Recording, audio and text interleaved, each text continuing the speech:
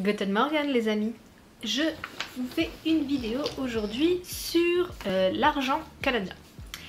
J'étais en train de faire mes courses et en fait c'est vrai que je me suis rendu compte en cherchant mes pièces que l'argent ici est vraiment pas le même qu'en France. Enfin vraiment pas le même, pas exagéré non plus, mais voilà, c'est pas les mêmes billets, c'est pas la même façon de faire. Donc je me suis dit pourquoi pas vous faire une vidéo là-dessus. Je vais vous présenter l'argent canadien, donc les billets. J'ai pas de billets de 500, désolée, je suis pas Rothschild. Je vais faire une présentation. Alors, première chose à savoir, les billets ici sont en plastique. Donc je mets les guillemets, enfin je mets des guillemets, parce que ça s'appelle du polymère. Et c'est quelque chose qui est juste hyper chelou quand nous on a l'habitude des billets européens en fait.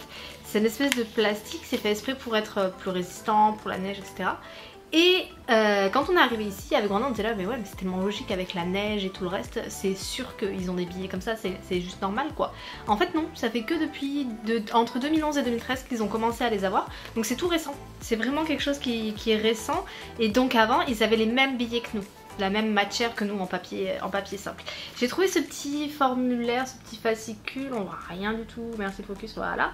Ce petit fascicule où il y a des informations super intéressantes dedans. J'explique tout simplement que les billets sont beaucoup plus sûrs. C'est-à-dire qu'en fait, comme c'est des espèces de matière, une nouvelle matière, quelque chose qui se fait pas énormément dans le commerce, contrairement au papier simple on va dire, comme ils sont faits en espèce de plastique, donc en polymère, c'est quelque chose qui est moins dans le commerce, moins...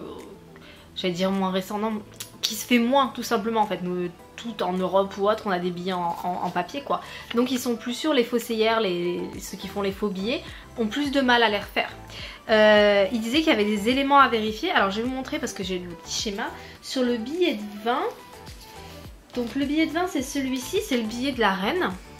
Donc ce qu'il faut savoir c'est qu'au Canada, c'est régi, enfin moi j'appelle ça régi, je pense pas que ce soit le terme exact mais j'appelle ça régi par l'Angleterre, donc il y a la reine d'Angleterre dessus.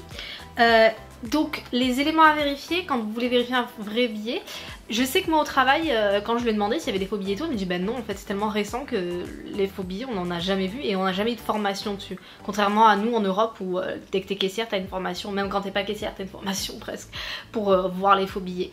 Donc il y a les éléments en plastique qui sont là. L'élément de plastique là et l'espèce de feuille d'érable là, enfin l'espèce de feuille d'érable l'une dans l'autre qui est en plastique. Donc ça c'est un élément de sécurité. Ensuite le deuxième élément c'est les reflets métalliques qu'il va avoir dedans. Donc on le voit bien à la caméra, l'espèce de reflet métallique qu'il y a dedans. On voit la, je sais pas si on voit bien la reine, moi je la vois dans le retour image donc je pense que ça devrait être bon. Ce reflet là en fait c'est une vérification. Et la dernière chose, très bizarre, et dès que j'ai lu le fascicule en fait j'étais là, mon dieu c'est vrai, j'avais jamais remarqué, le 20 en fait, donc le chiffre 20, la reine et je crois le truc qui est là, ouais c'est ça, le truc qui est là, je sais même pas ce qui est marqué dedans, Bank of Canada, c'est ça hein, Banque du Canada pardon, Banque du Canada, en fait ça va être un peu rugueux, un peu en relief, voilà, écriture en relief, il y a marqué. Donc quand vous touchez vous sentez que c'est pas du tout la même chose, c'est pas du tout le même papier qu'il y a. Voilà les vérifications à faire, donc j'essaie de vous le montrer un peu de façon à ce que la caméra fasse un focus. Je vais, avant de continuer le fascicule qu'il y a, je vais vous montrer les autres billets. Donc on a le billet de 5 avec, je sais pas exactement qui c'est parce qu'il n'y a pas marqué, mais je suppose que c'est un Canadien. C'est une personne qui est dans l'espace, voilà, avec un bonhomme derrière qui n'a pas son nom. Ah si, Premier ministre, Sir Wilfrid Laurier. Wilfred, je sais pas comment on dit en français ou en anglais quoi. Premier ministre, donc ça a été un premier ministre. Ensuite on va avoir le billet de 10 qui est violet. Là, petit focus, il est à l'envers, c'est pas grave à voir. Là c'est un, je le vois pas à l'envers, un train. Le Canada. Le Canadien, alors je suppose que c'est peut-être un train qui doit traverser tout le Canada, quelque chose comme ça, je sais de supposition, hein. Je vous avoue là-dessus j'ai pas forcément fait la vérification. Lui pareil c'est un premier ministre. Ensuite on va avoir le billet de 50 qui lui est rouge, donc avec un monsieur qui je suppose est un premier ministre encore, ouais c'est ça, avec un bateau. Et pour finir, parce que j'ai que jusqu'à là, le billet de 100. Le billet de 100 qui est lui une espèce de jaune, orange, marron bizarre là, avec l'insuline. Donc avec la créatrice de l'insuline, je suppose, vu que c'est une femme dessus. Donc voilà, et le billet de 500, je vais vous le mettre en incrustation, je sais pas à quoi il ressemble parce que j'en ai jamais vu. Pour l'instant j'en ai jamais vu, je suis pas assez riche pour pouvoir voir des billets de 500. Hop, je vais ranger ça dans l'ordre. Donc voilà, les petits billets canadiens. Dans le fascicule, ils expliquent donc c'est plus résistant à la lumière et c'est plus résistant à la pluie, chose logique, mais surtout c'est résistant au froid et aux grosses chaleurs. Donc ils disent moins 75. Faut y aller quand même pour avoir du moins 75, mais peut-être que vers pas l'Alaska parce que l'Alaska c'est américain, mais les zones qui sont vers l'Alaska, vraiment au nord, peut-être qu'ils ont du moins 75, donc s'ils veulent payer au moins ils sont tranquilles. Au niveau de la chaleur c'est plus 140, donc là vous êtes tranquille, vous pouvez aller sur les cocotiers avec vos billets, il n'y a pas de problème. Ensuite, qu'est-ce qu'ils nous racontent? Ils nous disent qu'ils sont plus robustes. En fait, quand j'ai commencé à travailler, ma patronne m'expliquait qu'ils ne se déchirent pas. Alors je pense qu'on peut quand même arriver à les déchirer, hein, faut vraiment forcer à mon avis. Mais elle m'expliquait qu'elle avait jamais vu de billets déchirés. La seule chose qu'elle a vue c'est des billets découpés en fait. Ça peut arriver je suppose quand ils ouvrent les sacs de change ou des choses comme ça, où les billets soient coupés, mais c'est vrai que j'en ai jamais vu de déchirés comme nous on peut avoir en France. Donc ils sont beaucoup plus résistants, ils sont plus faciles à nettoyer, ils durent plus longtemps. Parce que comme plus résistant, plus facile à nettoyer, et etc. Ils durent donc 2 fois plus longtemps dans le temps. Donc c'est plus écologique aussi. Parce que c'est recyclable. Leurs billets sont recyclables. Alors quand j'ai lu ça, j'étais là, ah ouais quand même c'est badass quoi. On est à un autre level de monnaie quoi. Je sais pas si les nôtres sont recyclables. Je suppose que la Banque de France les recycle. Mais j'en sais rien en fait, je me suis jamais posé la question. Un petit truc en plus qui marque dans le fascicule et qui moi m'a fait un peu rire, c'est qu'il y a marqué qu'ils sont faciles à compter. Et c'est vrai qu'en fait quand je compte la caisse le matin, je trouve que c'est vraiment plus fluide parce que comme c'est du papier un peu plastique, ça glisse rapidement. Ils n'ont pas tendance à se plier. Par exemple, nous nos billets de 5 souvent ils sont les petits coins qui sont pliés ou elles vont être pliés en deux avec une bonne pliure et tout. Ici ceux-là c'est moins facile de le faire, c'est possible de les plier etc. Ils sont moins froissables par exemple, vous voyez c'est moins facile de les froisser, c'est toujours possible mais c'est moins facile que nos billets en papier et du coup c'est vrai que quand vous les comptez c'est beaucoup plus facile. Donc voilà, là j'ai fait un peu le tour du fascicule qu'on m'a donné, c'est un fascicule bien sûr qui est en français d'un côté et en anglais de l'autre, hein. Je vous rappelle qu'au Canada ils parlent français et anglais, donc moi je suis dans la région de Québec à Montréal et donc ils ont obligation pour les trucs officiels d'avoir les deux langues. Ça c'est les billets et je vais vous présenter les pièces. Alors je suis désolée, j'ai pas de pièces d'1 dollar parce que j'avais préparé ma monnaie mais Brandon est passé par là, donc j'ai plus de pièces d'1 dollar. Donc on a la pièce de 2. Je sais pas si ça va faire le focus, non ça n'a pas l'air de vouloir faire le focus donc je vais vous la mettre en photo, ça sera plus simple. La pièce de 2 qui est relativement je pense aussi grosse qu'une pièce de 2 européenne. Donc pour le coup ça va, c'est pas trop compliqué à se repérer. Elle est pareil argent à l'extérieur et or à l'intérieur. Alors au niveau de la couleur hein, parce que je pense pas que ce soit ça exactement. Je vous avoue je me suis même pas renseignée là-dessus.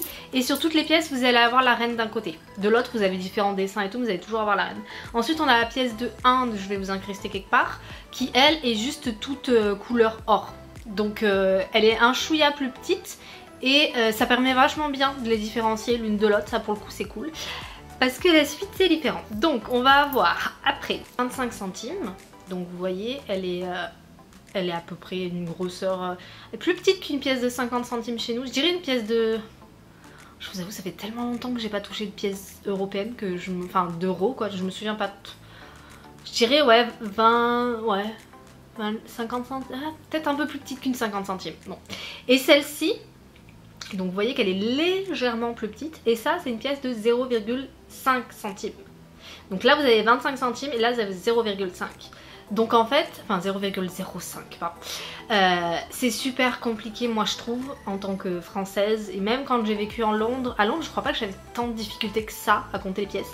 Mais ça pour moi c'est vraiment compliqué parce que elles sont vraiment, quand on va vous donner la monnaie ou autre, si vous avez que ça, vous avez vraiment tendance à devoir regarder quelle pièce et quelle pièce. En tout cas moi, ça fait 1 an que je suis là, je touche la caisse depuis... Enfin je touche la caisse, ça fait un peu bizarre dit comme ça, mais voilà. Je manipule de l'argent régulièrement depuis environ 9 mois. Après le reste du temps j'avais mon argent à moi, etc. Je payais mes trucs. Je m'arrive toujours pas à m'y faire quoi. J'ai vraiment encore du mal à m'y faire. Donc voilà, c'est un peu galère. Pareil, là on va avoir la reine d'un côté. Toujours le même portrait il me semble. Hein. Ouais, ça a toujours l'air d'être le même portrait de partout. Non, non, je vous dis des bêtises. Là, la couronne, sur les autres, elle a pas la couronne. Et sur celle-là, elle a la couronne. Ou alors j'ai rien dit. C'est pas exactement le même portrait à chaque fois. Donc 25 centimes, 0,05 centimes. Et je vais essayer de vous mettre à côté. Attendez, 30 secondes. La pièce de 10 centimes. Donc la pièce de 10 centimes est vraiment plus petite. Donc ça pour le coup on n'arrive pas à confondre. Mais enfin 10 centimes et là c'est 0,05. Pour moi c'est juste pas logique quoi. Dans ma logique d'européenne avec les pièces de 1 centime et de 2 centimes que l'on a, on n'a pas... ça va crescendo en fait. Là au niveau de la taille vous voyez que c'est un peu bizarre quoi. Moi je trouve ça un peu bizarre. Alors là peut-être qu'on voit un peu mieux. Ouais, je sais pas trop. Donc voilà, ça va être les pièces principales qu'il y a. Il n'y a pas de 1 centime ou 2 centimes, 1 sou, 2 sous, s'ils disent des sous ici. Avant elles y étaient, donc ils en avaient, mais maintenant il n'y en a plus. Elles se sont, je suppose, faites arrêter ou elles ont juste été retirées de la circulation. Je ne sais pas exactement comment ça s'est passé, mais en tout cas voilà, elles n'y sont plus. Et une chose qu'il faut savoir, et un truc que je n'ai toujours pas réussi à comprendre, parce que une fois c'est un truc, une fois c'est l'autre. Quand vous allez payer, donc ce qu'il faut savoir c'est qu'au Québec vous devez rajouter les taxes. Donc tout ce que vous allez avoir c'est sans taxes. Si vous voyez 3 $ sur un truc c'est sans taxes. Il faut rajouter les taxes à la fin. Et quand vous payez par exemple ça vous fait 10 $ et 0,5. 10 $ et 0,5 vous pouvez vous payer avec votre pièce de 0,5. Ça il n'y a pas de souci. Par contre si on vous dit 10 $ et 0,7. 10 $ et 0,7 ça va être arrondi à 10 $ et 10 centimes en fait. Vous allez devoir payer les deux petits centimes qu'il y a en plus. Par contre, si c'est 10 $ et 0,3, là vous payez 0,5 je crois. Et après, si c'est 10 $ et 0,2 ou 0,1, vous payez juste 10 $ ou un truc dans ce genre là. En fait, je n'arrive pas à comprendre. Ma boss a essayé de m'expliquer, mais j'arrive vraiment pas à comprendre. Soit vous payez votre 0,5 normal, ou soit vous payez votre 0,10, ou soit des fois ça va être arrondi en dessous. C'est vraiment super bizarre. Donc renseignez-vous là-dessus si vous êtes en train de payer et que vous dites mais c'est bizarre, je vous ai donné un peu plus, vous m'avez pas rendu ou autre. Ne soyez pas étonnés. C'est un système qu'ils ont.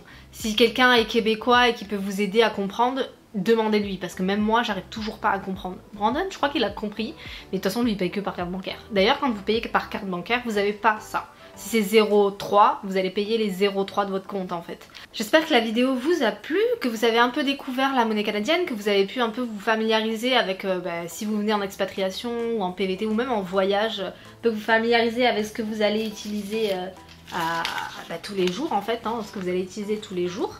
Dites-moi si vous avez d'autres questions, si vous voulez que je parle d'autres choses par rapport à l'argent, si vous avez d'autres styles de vidéos ou d'autres questionnements en vidéo auxquels je peux répondre pour préparer votre voyage ou même tout simplement par curiosité, dites-le moi en commentaire. Mettez un j'aime, ça fait toujours plaisir, ça me montre que vous avez apprécié la vidéo et puis au moins ça me montre que vous êtes là et que c'est pas juste moi qui regarde 15 fois ma vidéo.